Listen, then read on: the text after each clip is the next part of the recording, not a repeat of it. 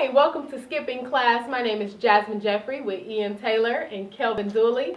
And we're here to give you guys a little topics on MSSU sports and community topics. We're going to go ahead and jump right in with women and men's basketball teams. How do you guys feel about those games, the last couple of days? I'll start first. Well, you have Saturday's performance for both the men's and women's. Start with the ladies.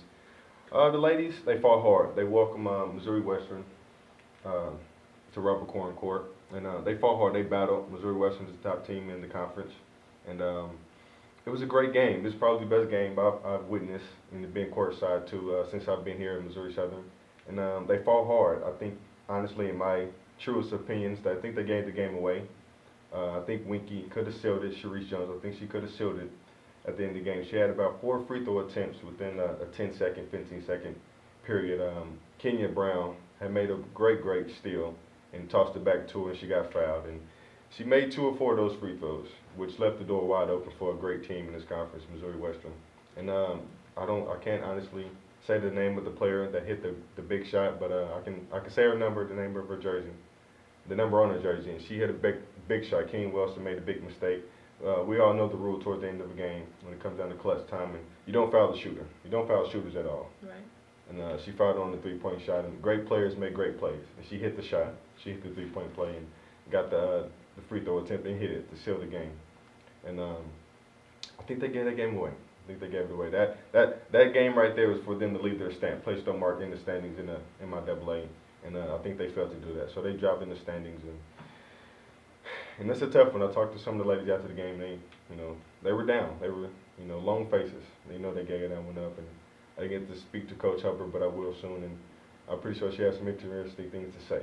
So, on the guys, they welcomed the worst team in the conference to their home court, and they took care of business. That's what you're supposed to do. Took care of business, and they beat them down. So they look good, and I don't have really much to say about those guys. It's a good win. It's the game they're supposed to win. So. I think you made a good point. The women gave the game away. Honestly, I see a lot of similarities when I look at these two teams. I look at the men's team and I see a little bit of underachieving. I look at the women's team, I see the same thing. And I don't know if that necessarily goes right to the head coaches of both of these teams. But I know I see a lot of talent, and I want that talent to succeed. So, going through the beginning portion of the season, they both looked really good. We've kind of fallen into a lull, and maybe that comes down to conference basketball. It's a little bit tougher now, as you would imagine. But if anything, I see a resurgence coming for both of these teams. I know we talked about earlier the men's team has had a little bit of changing of the guard as far as the starting lineup goes. So I think that's going to kind of spur a little bit of ingenuity as far as what they're going to bring to the table, run through the post a little bit more, and probably make a little bit more of a run. Number one, the biggest goal is to get your team right before you get to postseason play, because that's all that matters. Yeah. So I think men's and women's basketball are both making strides in that direction. Yeah, I mean, and for the guys, they're going through a tough patch where they played the top 4 teams in this conference on a 4-game road trip. Or let me say, top 3 teams. Pitt State, I would put up there because they are the rival. You can't, all records and numbers go outside. I mean, outside the window when you welcome a rival. Yeah. And they lost to that rival, the guys did, in Pitt State. So, and then they traveled to Lindenwood, Lincoln, and then Missouri Western. So, or Northwestern, excuse me. And they dropped 3 of their 4, which I think, that's big time. Those that you want to beat the top tier teams in your conference at all times, and they failed to do that. So I think they're in flux right now. I would contribute that to, like you said, different lineup changes. You want to be able to be consistent and have that 5 guys who can step out on the court, at least your starters, and produce. Now I don't think they have that. And for the ladies, I don't think they got that player. They have great talent. They have great individual talent. I like Deb. She's a great scorer. Winky may be their best all-around player. I don't think, and they're very young. They have a lot of freshmen and sophomores. They don't have a lot of senior and junior leadership like they've had in the past since I've been here. So this is the right time, though. I think they need to get it all together. And they're midway through the season, and they have a few more conference games left. So sure. When the tournament comes around, I think they'll be ready, both teams. Just teams in transition. That's what it boils down to, I feel like. Hubbard has proved over her time here that she's a good coach. Yeah. These teams have been dominant as far as the women's go. Bochy's obviously got some talent, or Robert Korn wouldn't have had him as his successor. And he's obviously played a certain kind of style when he was a basketball player at Kansas, and he's trying to transition that into here. He's got a lot of players that run that similar type of offense of what he would be comfortable with. So I think as we move forward and they get more comfortable, they're just going to continue to get better. Yeah. So. And not to be overlooked, there is great competition. And Sure, and that, like what you said, when they go around all these teams in the division, they've already played those difficult teams.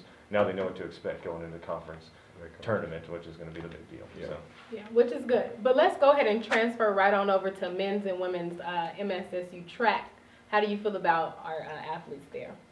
Well, as far as track goes, I mean, it's been the gold standard as far as sports go for Missouri Southern since I've been here. You know, they've always had the top talent. They've always been dominant in the MIAA. So, I mean, they just bring a lot to the university as far as sports go. I know they get a lot of talent from around the area because they get a lot of respect as far as the coaches that they have to offer and how the programs run.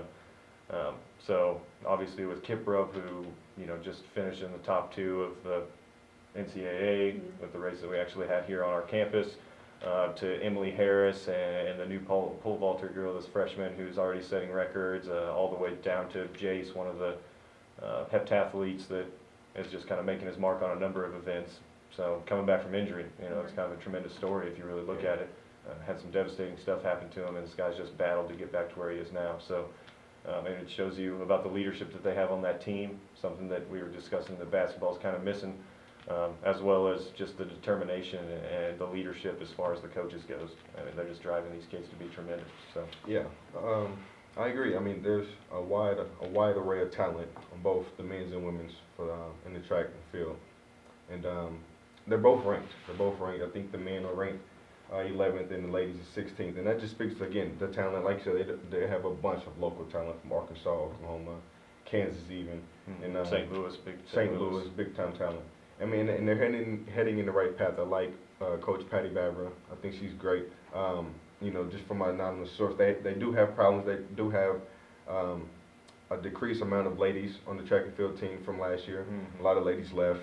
Just a lot of relationship problems within the group, you know, of ladies, not outside of that. And the men's, I mean, I can't recall his name, but he's recruiting great talent.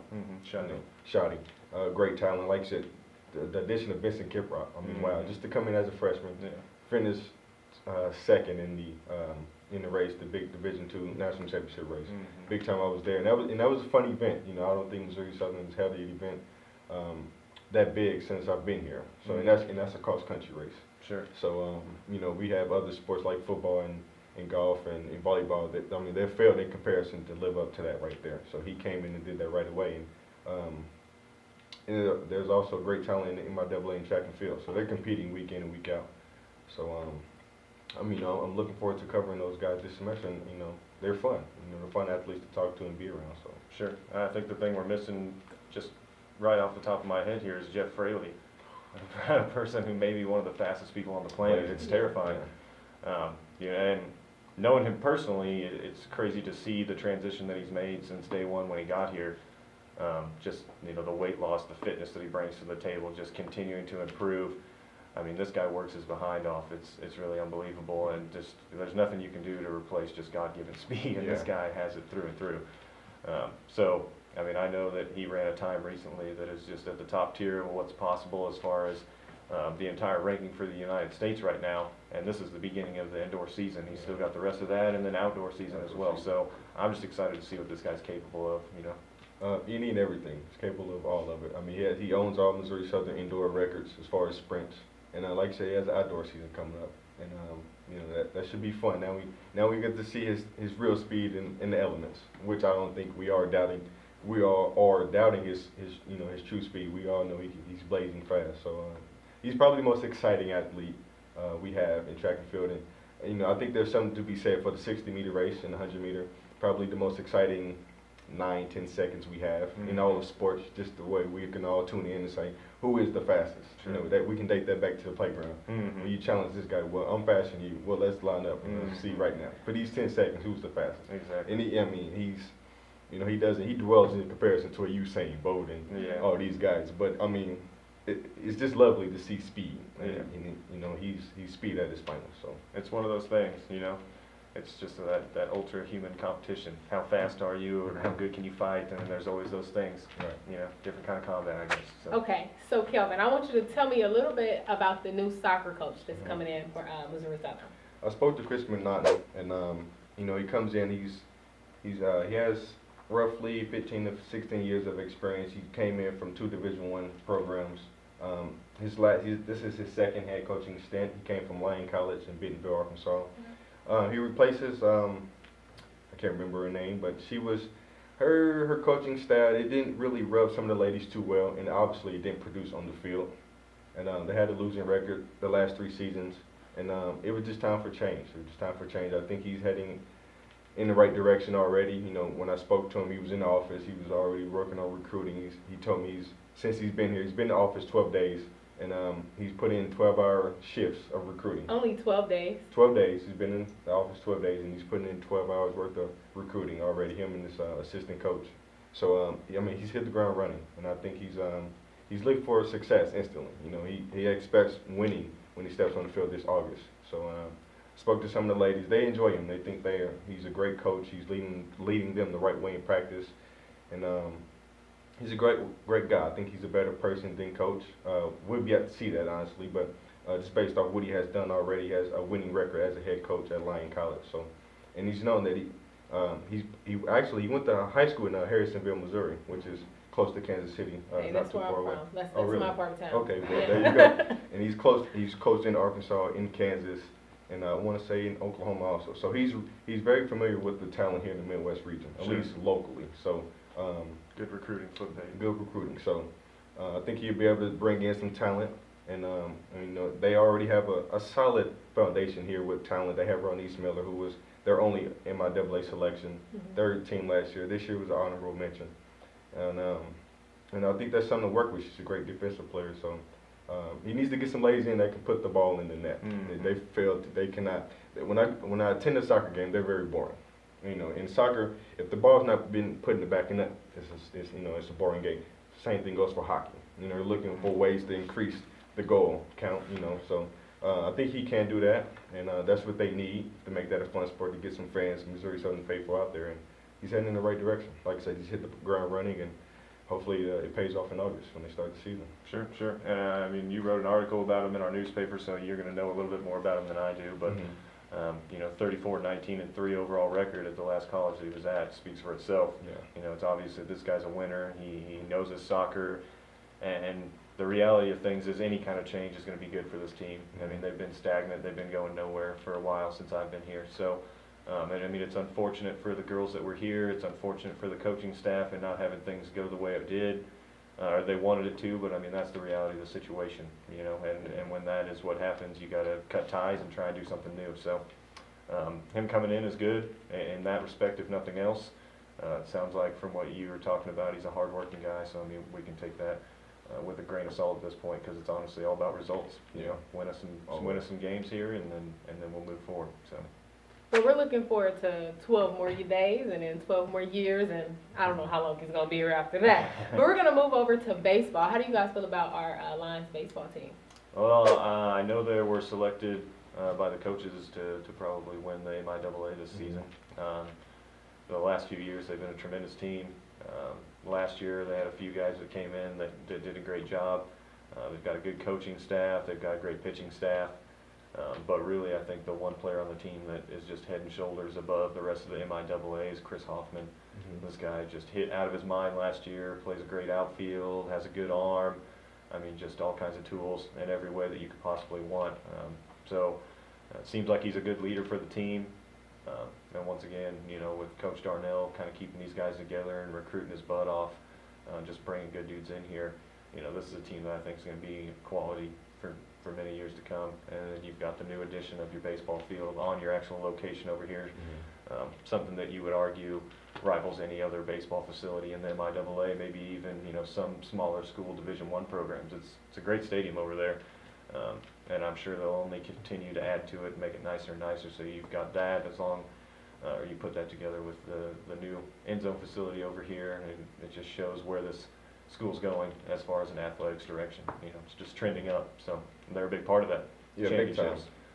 You know, of winning ways, that's probably the most consistent winning or most consistent athletic program we have is baseball. Coach Darnell has done a wonderful job. They do have a great crop of athletes on that team, defending MIAA champions. Mm-hmm. And I would, me personally, being the baseball fan that I am, I would love to see more, of the Missouri Southern faithful go support these guys. Sure. I show up to a game, the seats are still relatively empty. Yeah, And they win baseball games. Mm-hmm. This is a really good team.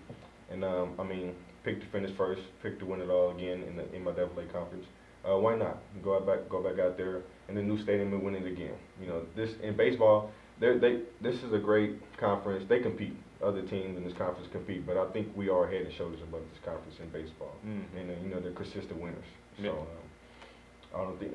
For any reasons, I can't think they can't do it again. They have great leadership. So go do it again. I think they can do it again. Yeah. Baseball. When you look at certain organizations, obviously your hat tells a good story here.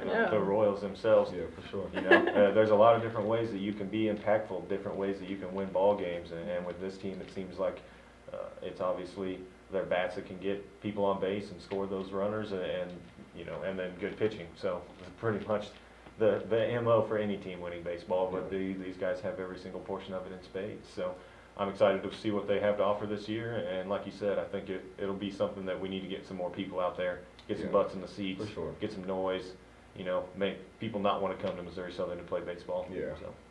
That is true. So going along with that topic about your hat and, the Kansas City Royals, we're going to take it into a community topic situation type conversation. So I want you guys to ask me this question. Serena Williams took a loss. She took an L. How do you feel about that? Because being a woman, let me tell you, it doesn't feel good. Right. We want to win. So how do you feel? Me first. She lost. She dominated her way to the Aussie Open, Australian Open, and honestly, I can't even tell you the name of the lady she lost to. The young lady. She was a 5th seed coming in, and that speaks volumes by itself. It does. She loses to a 5th seed, and the lady I don't know. Serena Williams may be, with the defeat of Ronda Rousey, well, I think is now the conversation. She has to be the most dominant female athlete today. Sure. And maybe ever. And tennis doesn't have a wide array of talent within the sport. We can only name 3 ladies who are actually really talented, and then we can name some who are, who can promote the sport really well, who have bigger endorsement deals, things like that. Sure. But Serena Williams, to lose in the Aussie Open in that final in that fashion, it's a little disappointing. The way she just completely dominated and ran through the first few rounds. And, me as a fan, as just a casual fan of tennis, I would like to see her get that 25th major title, which I think eventually she will. And I would have loved to see her get the calendar slam, the Grand Slam, which she came just short of. Again, losing to a lady that we all thought she would just completely run through, and I had no clue existed in the tennis world. So to lose to this young lady, she's not robotic. She won't win them all. She's human. As good as she is, as dominant as she is, she will have those nights. And, I guess, Sunday night or Sunday morning here, and I can't recall which night, but that night it was her night. So I think she will. I will throw out the prediction. I think she will win the remainder 3 slams or 3 major titles. But just her losing in that fashion, in the Aussie Open, it's a little disappointing. As dominant as she is, I think she should have won that and got the year off on the right foot. But it is what it is. And big ups to the lady who did win. That's her first major title. And I hope to see many more from her. Hopefully we can get some more stars in that sport. Because I can only name Serena Williams as the actual star. We have great talent, a few other ladies, but she is the star. She is the one that keeps that thing going. So yeah, no, I think that point that you made right there just speaks volumes about who she is as a person in that sport. I think that she's tremendously relevant just because it boils down to she's killed everybody throughout it, and just year after year after year. So when you try and think of another name, you can't, because she's the one that wins everything. Well, I was watching her play the other night. She seemed sluggish, number one, which I think could tie into why she, ended up being defeated here. But it's scary. I don't think I would want to stand on the other end of that court and have her smashing balls at me. So she's just been so insanely dominant, and I think she'll continue to be that way. But like we were talking about earlier, I just feel like she has played so much tennis to the point of beating everyone and being involved in every single final. That puts miles on those legs, and I think being the big, muscular, powerlifting looking lady that she Yeah. is, you know, that's part of her game, and that's why she's so powerful and dominant, but I think that's starting to wear her down to a point, and I don't know if she's got a ton of gas left in that tank. But the thing about it is, I don't know if she necessarily needs a lot of gas to beat a lot of those ladies out there. Yeah, So. I agree 100%. I mean, she looks great, by the way, even though she's a huge powerlifting looking woman. I mean, she's fantastic. Even though there is a lot of tread on those tires, maybe she is wearing down. But to your point, there is not a lot of women in that sport that could probably beat her if she's not at her best. Obviously, we've seen that with being defeated last night, or 2 nights ago. But you know, I think she will reach 25 and break the record ultimately and own that for herself. But losing like that, it may be tough now. You know, like I said, I did throw out the prediction she will win the remaining 3, but you know, it may be a tough road. So we'll see. Yeah, I mean, it could be bumpy. I think you're right. I think she's definitely going to win and set every single record. I don't know how many more years she will play. I think she can still play quite a few. But yeah, I mean, there's no doubt. I mean, you could rival her as a LeBron of her generation in female sports. Yeah. You know, I mean, who else do you think of? You think of Lindsey Vonn in skiing. You think of, you know, maybe Abby Wambach in soccer. There's some of those paralyzing, polarizing subjects, if you will. But I mean, no one has done what Serena Williams has done, even in a male sport sense. She's been more dominant in her sport than any man has been since maybe Michael Jordan. Yeah. You know, and LeBron has been doing his thing for a while, but I still just don't think you can necessarily compare. It's obviously a completely different animal in that sense with sport and competition and whatnot, but yeah, Serena Williams is just unbelievable. Yeah. I'm going to stop you guys right there. So, do you guys think that people are falling in love with Braxton Miller? To me, yeah, I think they are. I mean, I've seen a little bit of coverage coming out of the Senior Bowl that he was at, and I've watched a few highlights of what he was doing on the field in practice, and it just seems like this guy has crazy amount of talent. I mean, you know, you watched him play quarterback when he was at Ohio State, and it was impressive. He had all these tools, he was using all these different weapons, but at the same time, you know, it seemed like it was the team that was dominating, not as much him. Yeah. And then the injury happened, and blah blah blah, and all those circumstances ran their course. And then he comes back to play a completely different position and is still dominant, and maybe more dominant now than he was before. So, yeah, no, I think this guy the sky's the limit as far as what's available. And as a Chiefs fan, obviously, I mean, I would be thrilled. I've seen us connected to him a number of times already in the draft, which I think that'll be pretty much every team. But, you know, just from this 1 week of practice, I feel like this guy's went from a middle round pick to maybe now he's jumping into the first round at some point, depending on what happens with the combine. So yeah, I think people are definitely falling in love with Braxton Miller, and rightfully so. Yeah. And allow me not to contribute all of Braxton Miller's athletic talent to Urban Meyer, but Urban Meyer is a great recruiter. He has a lot of great athletes in Ohio State. The transition from quarterback to wide receiver is tough, especially going from college to the NFL. We haven't seen a lot of guys make that transition at least well, or no, excuse me, not well, but to an elite level. We have guys like Randall L. for the Pittsburgh Steelers a way back, Julian Edelman, who played quarterback in college, but he has Tom Brady throwing him the ball also. So I haven't seen him. I haven't seen the array of talent or his attributes at the wide receiver position. I did see a little bit in college, which served them well in Ohio State. You know, they were 1 game away or 1 loss away from playing the national title game maybe, or even the college playoffs. So I wish him more luck. I mean, like I said, we haven't seen a lot of great stars make that transition from quarterback to wide receiver, so I know it's tough. And you know, we're seeing a lot of great wide receivers. It's a passing league, and it'd be great if he lives up to what his mock draft has him. If he's moving up, I would love to see him in Kansas City. That'd be great. We need some wide receivers. I love Kelsey and I love Macklin, but if Alex Smith had that other guy, then you know, maybe we're in the Super Bowl. But I mean, that's a different topic. And but to Braxton, I wish him the best. I hope he performs well in the Senior Bowl, and I hope he's a high draft pick and makes millions. So. All right, so we're going to go into our last topic, and I'm going to give you guys my prediction, but what are you guys' prediction on the Super Bowl this year? Go ahead. Dum, dum, Number dum. one. Well, as a Chiefs fan, I'm a little biased. I don't want to see anybody within our division have any success. But just as a casual football fan, I love me some Peyton Manning. Great quarterback, model quarterback in this game, as he's been for every year since he's been a hardworking man. And I would like to see him go out on top, almost similar to how Ray Lewis went out a few years back. Another polarizing great player that we have had in this game of football for a long time. The counter debate to that, Cam Newton. Cam Newton, I would love to see Cam Newton as an African American quarterback win the title. You know, you wrote a great article in this week's paper, by the way, the chart, get that. And Cam Newton, I would love to see him win one, not just for the black community, but just for the Carolina Panthers. They've been the one, lost that one. And my prediction. Don't mess it up, Kelvin. You know Don't what? mess it up. Based off how I opened my debate, I got to go with the Carolina Panthers. Okay. I'm gonna go low scoring. I don't think it would be such a show on that turf come this upcoming Sunday. I will go 17-13 Carolina Panthers. Okay, that's a little lower scoring than I would expect. Well,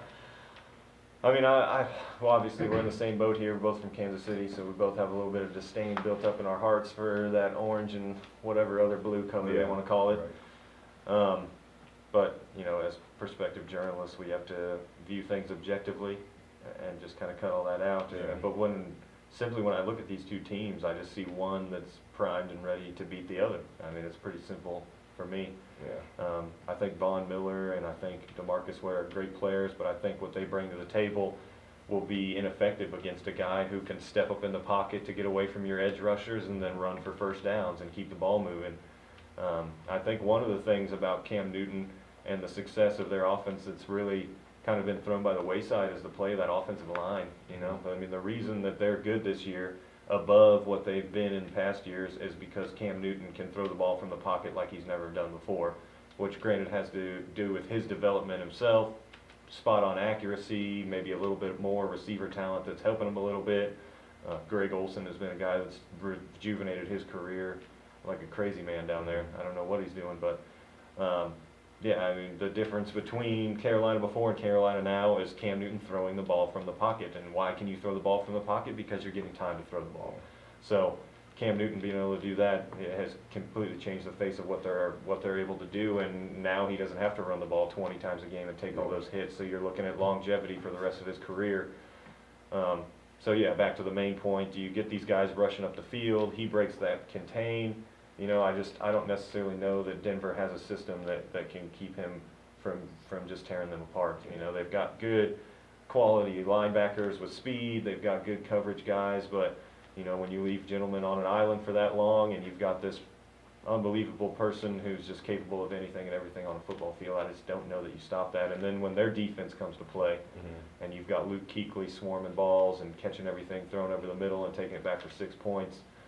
And then you've got Norman on the outside locking down whoever he's on. You know, I mean, there's just so much talent on that defense, in that secondary, on that defensive line. I just don't see the Denver Broncos and their inept offense over this last few weeks really doing anything against them. Yeah. So for me, it's pretty simple. I got to go with Carolina too. I'm going to say 35-28. Yeah.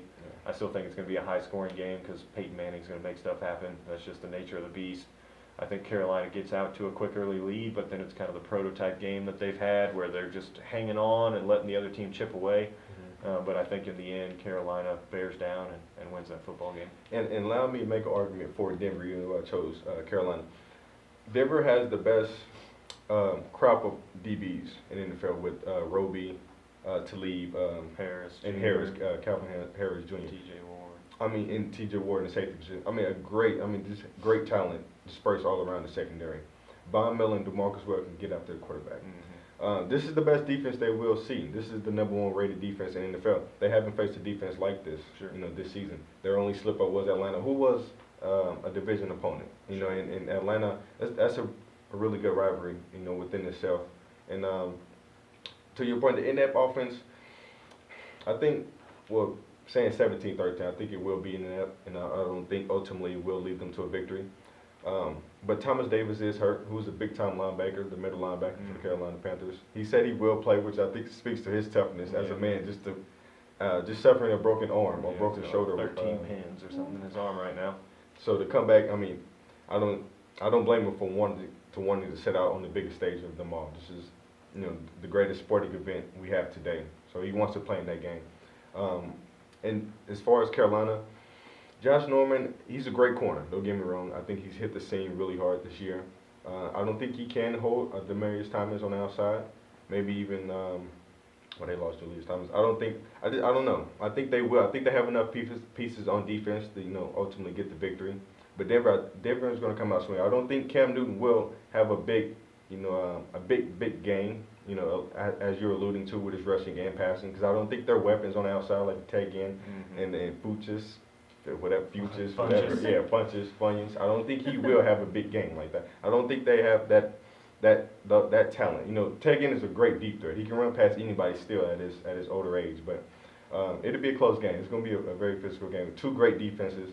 We have probably the best offense in the game in Carolina with their diversity, being able to run and pass the ball. Cam Newton's improvement, and then in that offense. But it still is Peyton Manning. He still is the sheriff. I think he still can get out there and put up 20, 30 points if he wanted to. But we'll see. It's a Super Bowl. This is what that stage is meant for, so we will see.